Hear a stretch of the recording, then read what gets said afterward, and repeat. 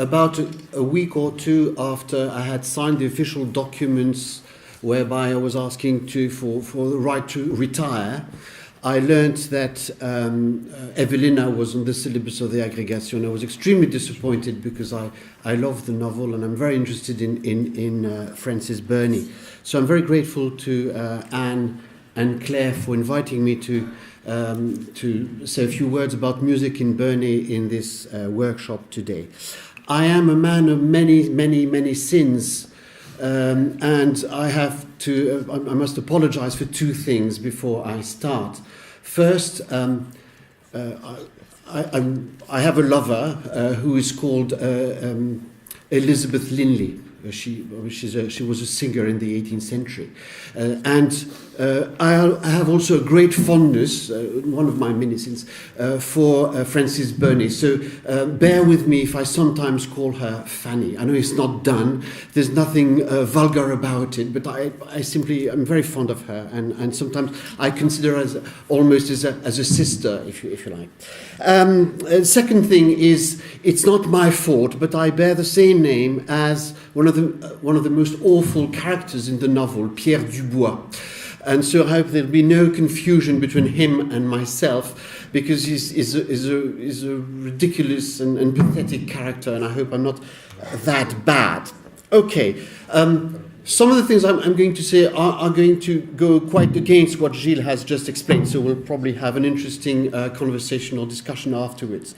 The Burneys, as Gilles has explained, lived in a constant whirlpool of musical activities. And this is particularly well evidenced in the journals of Francis's sister, Susan. I mentioned them yesterday, edited by Philip Ollison. And we see in these journals all the musical activities that the Burney family took part in. And so it's quite logical that in the 4 published novels of Fanny Burney, music should play a significant part. I think it does play a significant part. And I think it goes beyond what Laure has called the effect of realism. I think music really plays a performative function in the works of Burney. So I wish to argue that the heroine's response to music in the novels, and this applies to all the heroines in all 4 novels, is an index of both her sensibility and her morality. That's my tack on the question. And that therefore therefore music has a performative function in the novels. In Burney's construct, sensibility and virtue are indeed the 2 sides of the same coin. Burney blames the insensitiveness of some people to the beauty of music and suggests, I will argue, that the prerequisite for a virtuous behavior is a finely attuned aesthetic sensibility. By doing this, she defines what I call a markedly feminine conception of virtue. Not based upon heroism, valor, strength, or whatever, but based upon a finely attuned aesthetic sensibility. So, following a very classical outline, thèse, antithèse, synthèse, I will first try to show I will first try to pay attention to the elements of social satire alluded to by Gilles a few minutes ago, associated with musical situations. Then I will study the heroine's personal response to music and highlight the paradoxical correlation between silence and music in the novel. Finally, I will try to show that the 2 antithetical attitudes of collective and individual reception of music are dialectically resolved through the links between music on the one hand and charity on the other. For Fanny Burney, music is a way to access what Beth Carlisle, I don't know how to pronounce Carlisle Wallace, has called, I quote, an elevated social consciousness. And in order to be able to show this, I will have to pay attention not only to Evelina, in which, as you said, of course, music is not very important, but to the other novels, especially Cecilia and the Wanderer, her last novel, which, and if we take the four novels into consideration, I think a paradigm or a pattern emerges, and this will, of course, help us understand what Evelina has to say to us. So first, I will talk about the question of social satire, if you like, the question of disorder linked to music. You remember the preface of Evelina, in which Burney explains that her eponymous heroine is the offspring of nature and of nature in her simplest attire. The topic of the novel is the heroine's entrance into the world, as the subtitle suggests. Evelina knows nothing of the world, and it is the confrontation between her initial innocence and the public world she discovers when she arrives in London, which is articulated and staged in well-defined results of sociability, such as the theatre, the opera, the assembly, and the pleasure gardens. In 18th century Britain, music permeated all aspects of public life. And if you read about the 18th century, about the way people lived in public spaces, music is there in your face all the time. It's very important, okay?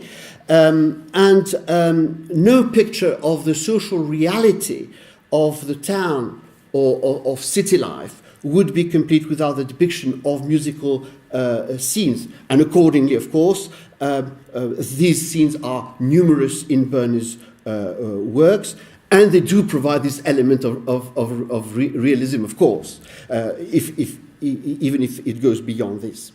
The town, in Burney's work, is generally represented as a space in which disorder and corruption prevail.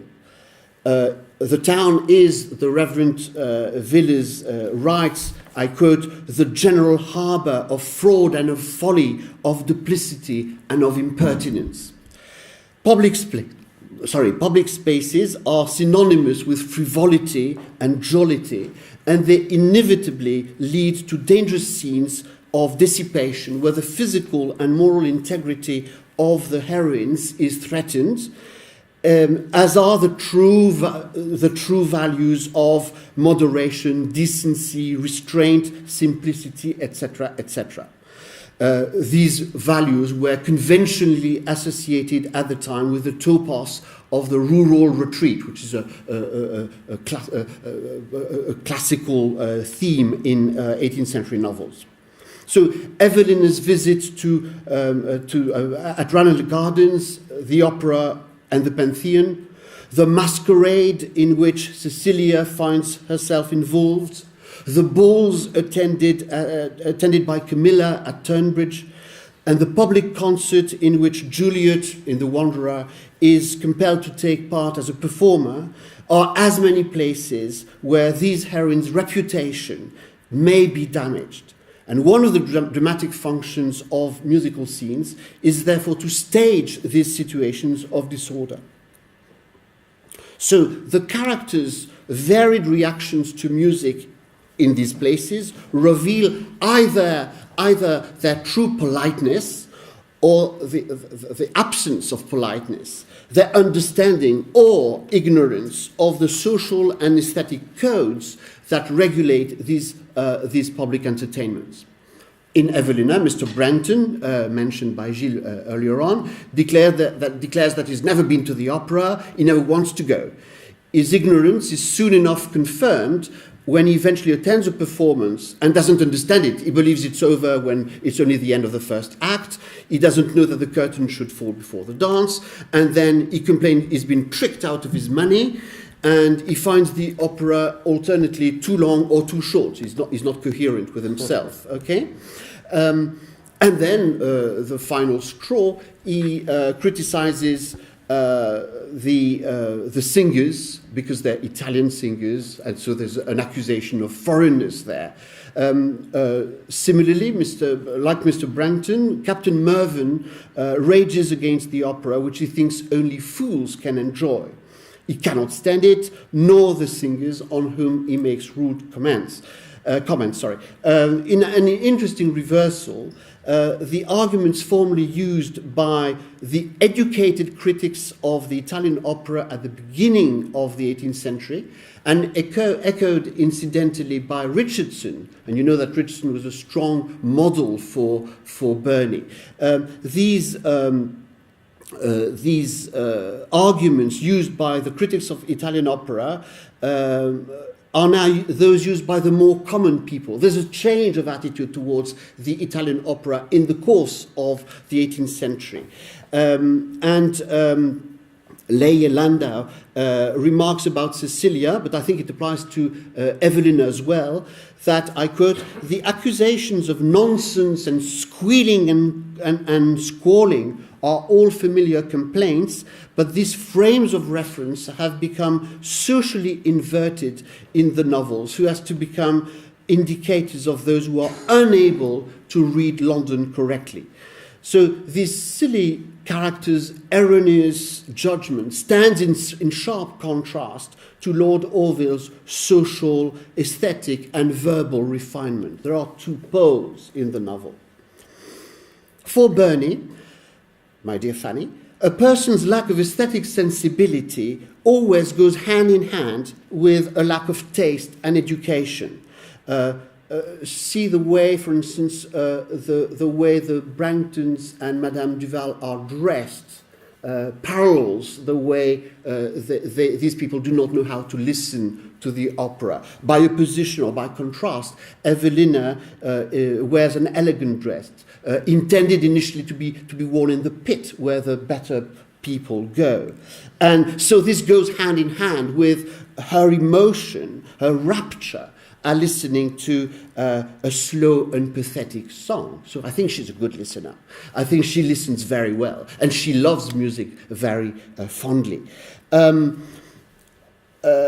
a paper in which Helen Thompson endeavors to read The Wanderer, Burney's last novel, to which I will come back later, in the light of Bourdieu's sociological theories, Helen Thompson remarks, I quote, that music establishes the wanderer, Juliet's, the wanderer's claim upon the generic category of gentlewoman. So one of the important elements in Burney's system is that a person's sensitive response to music is a clear marker of true social distinction. As opposed to affectation. And of course, like Fielding, Burney denounced affectation as one of the worst vices possible. Of course, ironically, the Brangton are completely wrong about this, and they mistake Evelina's sincere love of music for a sign of affectation, precisely. So it's upside down, if you like. They deny the validity of her inclination to inhabit this locus of taste and refinement. She writes very significantly, I quote from Evelina, but you know the passage, I'm sure. She, would they have suffered me to listen? I should have forgotten everything unpleasant, and felt nothing but delight in hearing the sweet voice of Signa Milico, a castrato, the first singer, but they tormented me with continual talking. And Beth Cowley-Wallis explains that in refusing to succumb to the charms of the opera, the Brangtons jeopardize Evelyn's effort at self-creation. So music is really important, to create her identity. Of course, the creation, the making of Evelyn's identity is one of the central theme of the novel.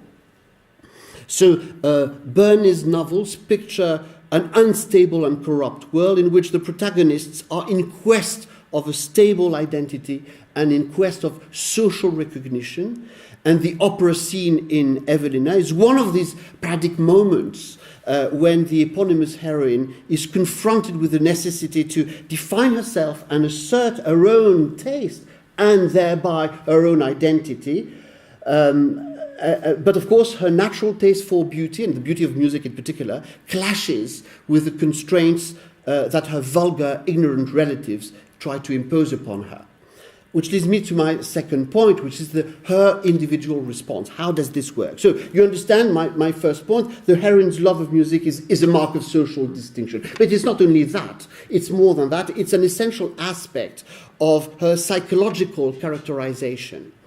At Vauxhall Garden, you remember, she enthuses on the sound of the hautboy. Very well chosen, because the hautboy, of course, is a strong instrument. You can hear outside. And of course it corresponds to the Rousseau-esque taste for pastoral music, which is typical of the sensibility of that period. And there were quite a lot of hautboy pieces composed for the gardens at the time.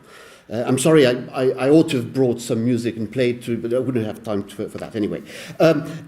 She is charmed by a violin concerto performed by Mr. Bartholomew, a true musician, a real musician whom Burney admired. She dreams of going to the opera every night because it melts her soul, as she writes. Okay, so music. She has a very strong response to music. But the people around her, on the contrary, do not understand what's going on, what happens. They are oblivious, so to say, of the very raison d'être of these performances, and they transform the opera, the concert, etc., into mere social occasions. And the presence of other people around Evelina disturb Evelina herself. She can't hear well, and this is a constant. It's an obsession with the Burney sisters, Susan and Frances. They keep mentioning the excessive noise during musical performances. And they even mention the complaint of the musicians themselves about it, which indicates that it must have been a very common occurrence at the time. People would talk during the concert. And in all the novels, and I don't have time to quote, but in all the novels you have mentions of this noise during the concert. In Evelina, the passage is the following: "There was an exceeding good concert, but too much talking to hear it well. Indeed, I'm quite astonished to find how little music is attended to in silence, for though everybody seems to admire, hardly anybody listens." So we have an interesting problem here. Contradictorily, music is performed in public places of entertainment, but it can only be enjoyed individually. So there's a contrast, there's an opposition, there's a problem here. The attitude of silent attention required in order to enjoy music is threatened by the presence of people around the listener. But it's also in perfect harmony with the fact that Burney's heroines are extremely silent. They are very, very silent ladies indeed. Okay, they do not speak much. They tend to remain silent. Evelina, you remember, is described as a silent angel in chapter 12, or letter 12. These heroines' emotions, either caused by the beauty of music or, as I shall show in a minute, directed towards their fellow human beings, proceeds from their ability to listen rather than speak. And interestingly, verbal profusion is indicted or criticized as a mark of bad manners by Evelina herself. And she admires Lord Orville precisely because he refrained from speaking too much. I quote, "Lord Orville himself did not speak much, but the excellent sense and refined good breeding which accompany every word he utters gives a zest to whatever he says." And Blanchemin-Foucault has rightly explained this. I quite agree with her. She says, as it turns out, communication is better achieved through other means than language, in particular facial expressions. I think this applies to a lot of 18th century novels. I had written something similar about Roderick Random, for instance, where people speak, like me at the moment, but their true feelings shows in their expression, their body language, as one says. I'd like to suggest that, similarly, response to music is one of the ways for Burney's heroines to reveal their true identity. It's another form of expression, better than words themselves.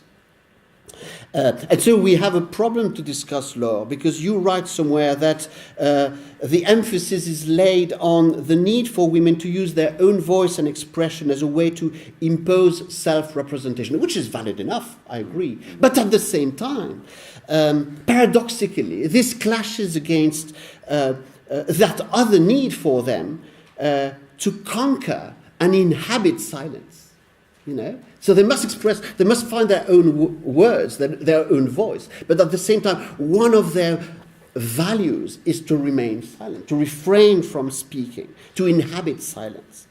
The heroine feels that she cannot she feels what she cannot explain, and even refuses to verbalize. You know, the ability not to verbalize is valued per se. And I think it would be interesting to develop this. I think this one of the crucial crises of the Enlightenment is at work here. It's being acted out here. A questioning of the mode of functioning of music comes up against its intrinsic, essential mystery. A mystery that is, in a way, an analogy to the questions concerning the limits of reason and the importance of feeling, the importance of what Jean Kelevich called the ineffable, the ineffable. Okay, as an essential part of the constitution of man. So there's a crisis here, you know, words against feeling. And this takes place in the second half of the 18th century. So music, we saw, is a marker of distinction. It's a marker of sensibility of the heroines. They are all equally fond of music. That's why I disagree with you. All Burney's heroines love music very much indeed. It doesn't mean that there's no problem at all between Burney and her daddy. Of course there were problems, but I think they're not revealed through her attitude to music. Like Evelina, Cecilia really loves music, unlike Mrs. Harrell or Miss Leeson in the novel, who only love the company, fashion and show. And in The Wanderer, the heroine does not only love music, but she's an extremely proficient performer herself. She plays the harp, the fortepiano, and sings delightfully. Raised in a convent in France, Juliet, is a young woman endowed with outstanding musical talents who, during the first part of the novel, and it goes on and on and on for quite a few chapters, tries to learn an independent living by giving lessons on the harp after having had to flee from France and its revolutionary violence. And one day she's caught by her relatives where she's staying, playing the harp by herself, all by herself, not in front of a crowd, not in a public circumstance. And she stops immediately when she hears them coming back. Okay, music for her is a private activity. It's we could almost say paradoxically. I hadn't thought of that, but I think I like it. Music is a silent activity almost. Okay, what is interesting also in Juliet as a character is that she strikes a balance between two diverging aspects of musical performance. She's very technically gifted. She's a virtuoso player. But you know that in the 18th century, the Georgians condemned virtuosity as a sign of artificial, useless, empty technical skill.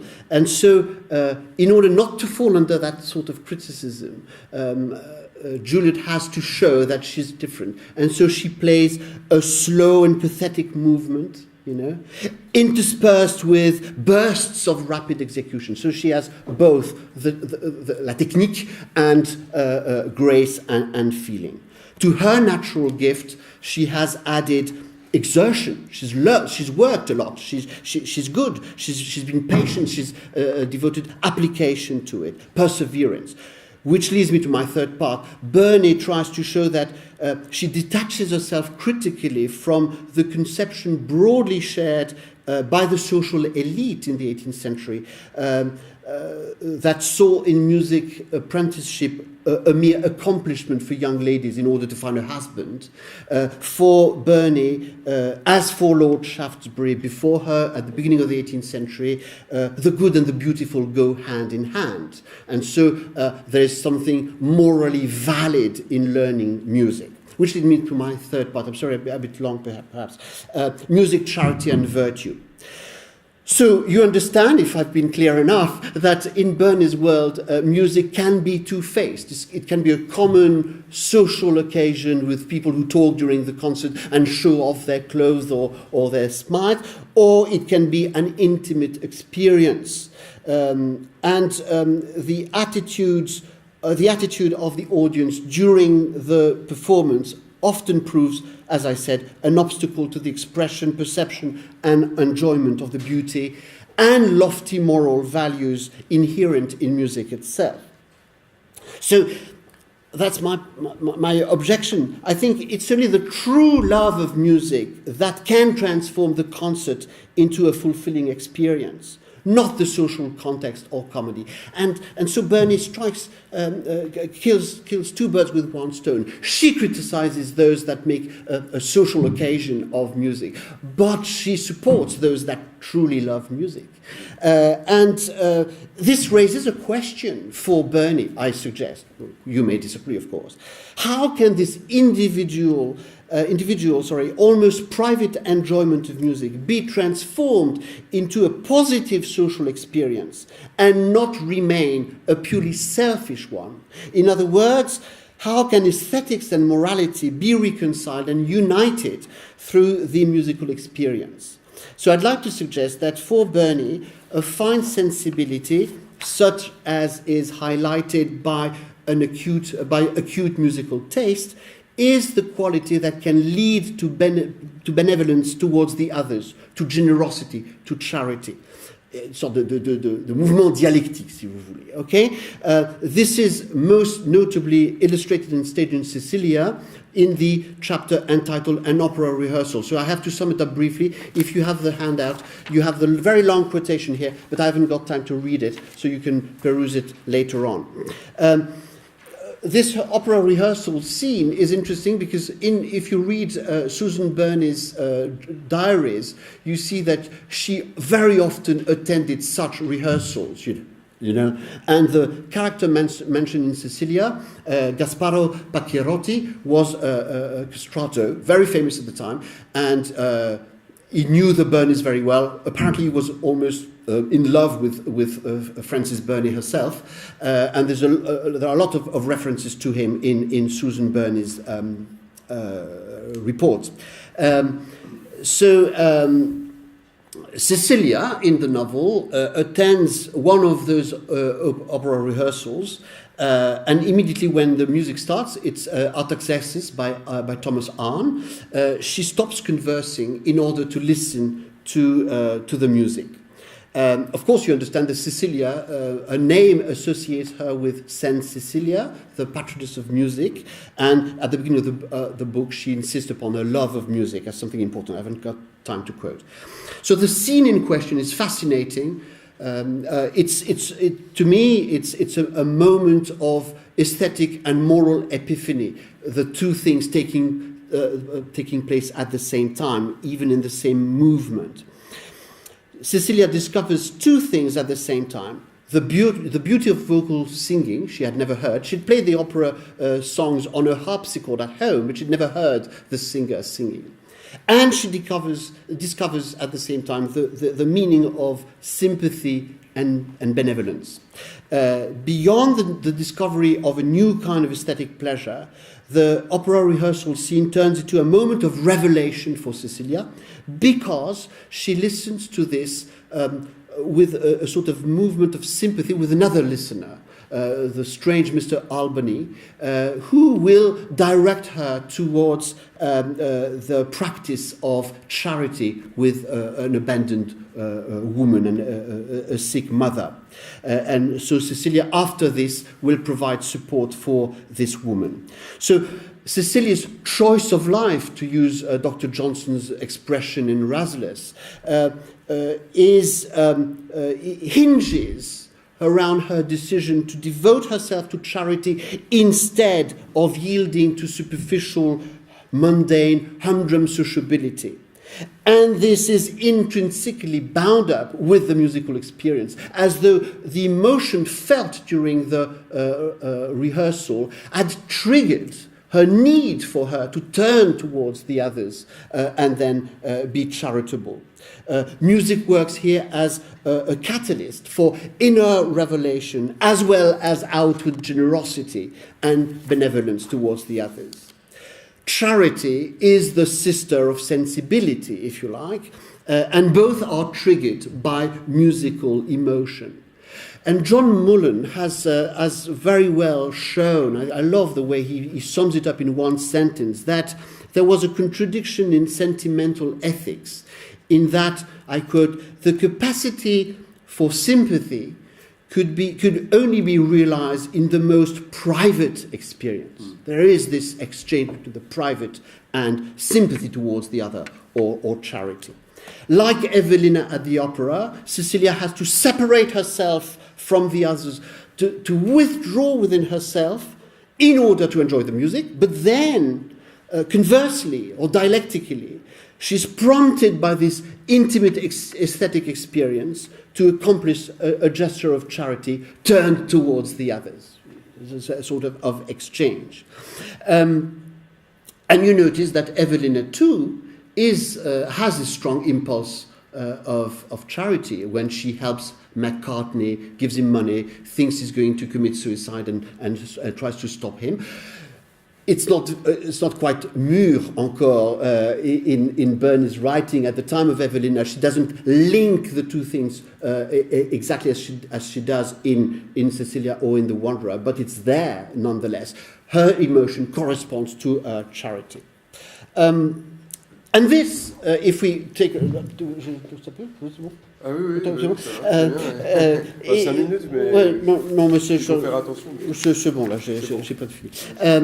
This desire to exert charity and the link with the response to music corresponds to the broad 18th century social and cultural assumption according to which women were thought to be particularly well equipped to practice charity. Leslie Ritchie has remarked that women were thought to have a more heightened sensibility than men, and they were thereby, or therefore, expected to contribute to, he says, the cultural understanding of what it meant to be charitable. Good works and benevolence were thus easily brought under the joint patronage of women and musical sensibility. And it's clear in the musical metaphor used by James. How do you say Fordyce? Fordyce? Fordyce. I thought so, but I wasn't sure. The quotation number 3 on your handout shows this link between feminine qualities and generosity. In the 18th century, in England, in the 18th century, music and charity were frequently associated upon the occasion of oratorial performances or in the context of the charity children singing in church services, gathered around the organ, both helped by the parish, but supporting the religious service through their singing.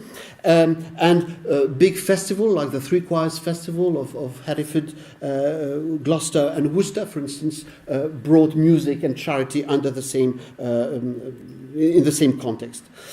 So in accordance with the Neo-Platonic perspective of Shaftesbury, numerous preachers even endeavored to show that there was a similarity between the rules of harmony themselves in music and the beauty of moral actions. This is the third quotation of the handout by one of these sermon writers.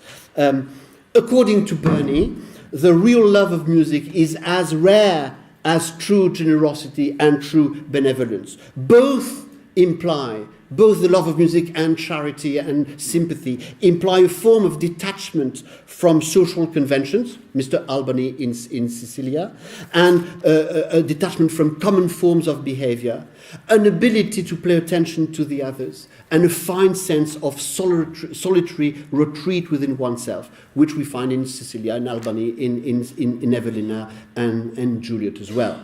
Music stands for very high moral values that are at variance with the artificial and superficial behavior of the members of the audience who merely hanker for entertainment and the gratification of their social pride. I come to my conclusion. Thank you for bearing with me. In the disquieting world of Burney's novels, in which the town represents a constant threat, music represents a safe haven of peace and harmony. It is music's role to provide an aesthetic solution to a moral problem. Through the link established between music and charity, music is a possible means for Burney of moralizing the city. As Leah Landau has remarked, I quote, "In Cecilia, Burney attempts to locate the golden mean between the potential excesses of her urban sociability and the virtue associated with human charity, instead of the narrower definition of female chastity." Burney does not seem to have been interested in the institutional treatment of charity, but rather in individual attempts to provide for the destitute, which I have argued she associated with aesthetic judgment. For her, generosity proceeds from a certain disposition of sensibility that is of the same nature as the ability to feel aesthetic, in particular musical emotions. Virtue is a natural, spontaneous form of sensibility, and this is what Lord Orville suggests in Evelina, when he says that Evelina herself has a natural love of virtue. The challenge is therefore to confer a higher mission upon music than that of mere entertainment. And it is, of course, the same project that animated Handel and his librettists for the oratorio in the course of his career. As Margaret Ann Doody has remarked, Fanny Burney's ideological positioning was rather ambiguous. She was culturally close to the aristocratic elite, but she was hostile to the immoral attitudes of some members of that social elite. And this is very clearly illustrated in The Wanderer, fantastic novel. Burney found it difficult to come up with a clear political answer. She tried to negotiate, I suggest, a kind of compromise between the two poles of musical emotion and philanthropy as a means to reconcile cultural and moral demands.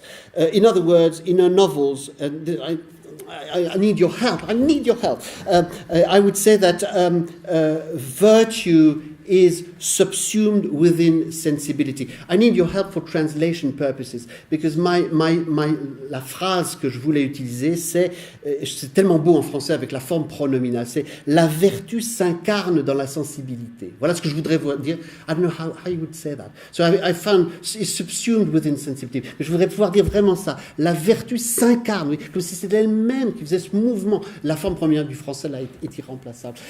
Enfin, si quelqu'un me trouve une belle traduction, je serais heureux. La vertu s'incarne dans la sensibilité. That's my point. And this can probably be interpreted as a sign, the sign of some unease felt by a sensitive and refined conscience, Fanny Burney's, in front of a social and economic situation that she was culturally and socially unable either to come to terms with, theorize, or solve. Yet, by putting so much emphasis on what might be called the moral importance of sensibility, driving my nail, Burney foregrounded a markedly feminine conception of morality defined by an aptitude to feel emotions. Thank you very much.